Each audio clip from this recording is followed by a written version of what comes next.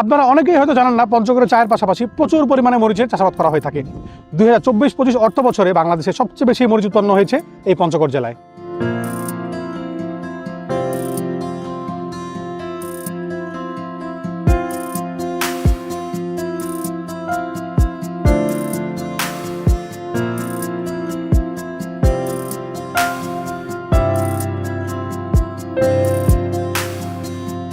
গাছ থেকে মরিচ তোলার পর এইভাবে মরিচগুলো মাঠে শুকাতে দেওয়া হয়।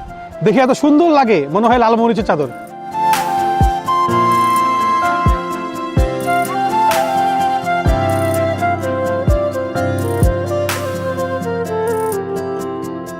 মে মাসের এই সময়টাতে পঞ্চগড়ের মির্জাপুর এবং আটোয়ারের প্রত্যেকটা বাড়ির উঠোনে আপনারা এরকম মরিচ শুকানোর দৃশ্য দেখতে পারবেন।